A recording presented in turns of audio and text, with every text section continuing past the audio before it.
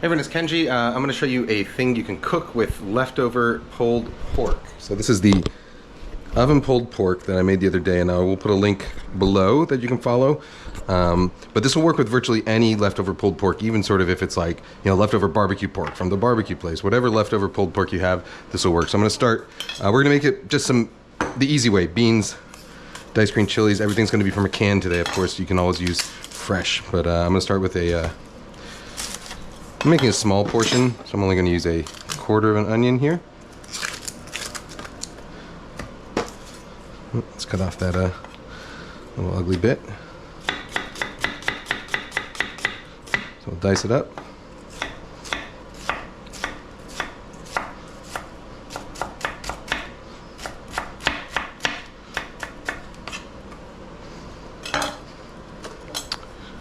Okay. Get a little oil in a skillet here, saucepan.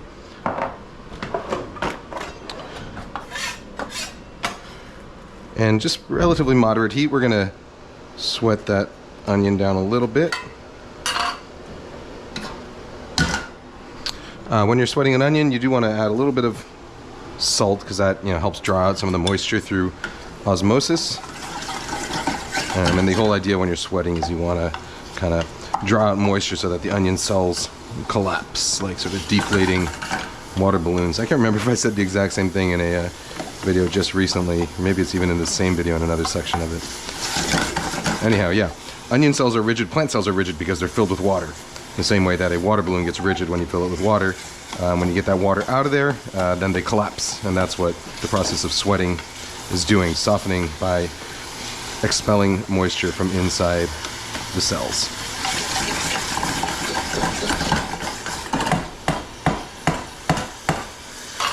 All right, our other ingredients are some cilantro. I'm very rough with this. Cilantro, you know, the stems are totally edible. They're a lot sort of more tender than some other herb stems, like say basil or parsley. So generally what I do is I grab a handful like that and I just kind of pluck away like this, and whatever comes with it is usually fine to eat. If there's really large ones like this, I'll kind of, you know, pick them out. But for the most part, like everything that comes when you gently tug is safe to eat. Yes, you can leave your comments about that sentence below. All right, really rough chop on the cilantro. I do have some hatch chilies in my freezer, roasted hatch chilies in my freezer that I would use, but these are easier right now because I don't have to defrost them. These are canned, chopped green chilies. I'm using mild ones just because right now my toddler is going to eat this at some point. And he, unlike my daughter, he doesn't really like spicy things. So, chilies in. You can actually absolutely use fresh roasted chilies. If you have frozen hatch chilies, something like that, those are excellent. But canned works just fine. So this is sort of a variation on a dish called frijoles charros. So a dish that you would normally make with bacon, roasted chilies, onion, pinto beans, but I'm doing it with pulled pork instead.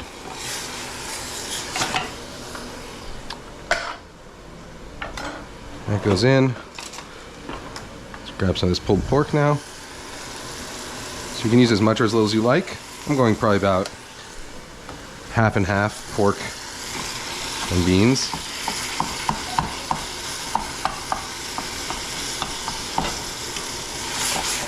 Let that melt down a little bit.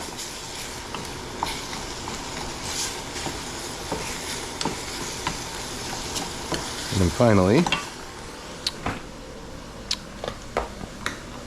some pinto beans. You could use with black beans, you could do pinto beans, you could use red kidney beans, whatever you feel like. I'm going to leave the bean liquid from the can in because I want this to be nice and sort of thick.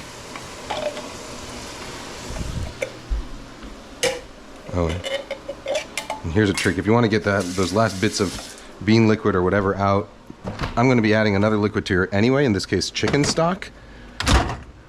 So whether it's chicken stock or water or whatever, you can measure it out into the can. then give it a little swirl. And that'll get all the rest of that good stuff out. All right, that's basically it. I'm gonna let this now simmer down until it's nice and thick for about, it'll take about 10 minutes, but I won't force you to sit here and watch that.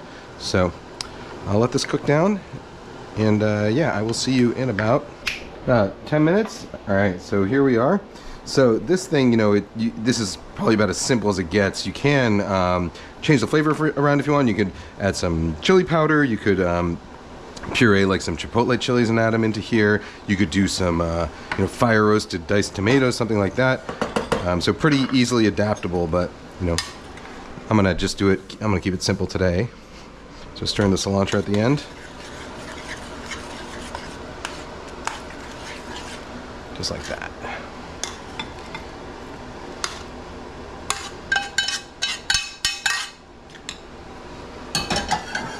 And you eat this with some, you could do it with cornbread, you could do it with flour tortillas. I got some of these corn tortillas I made earlier. So just some fresh corn tortillas and this. I'm kind of in action.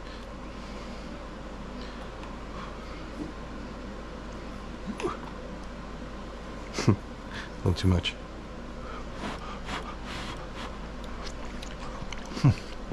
Hot. All right, well, you get the point. All right, guys, gals, non-binary pals, I'll be back again soon. Bye.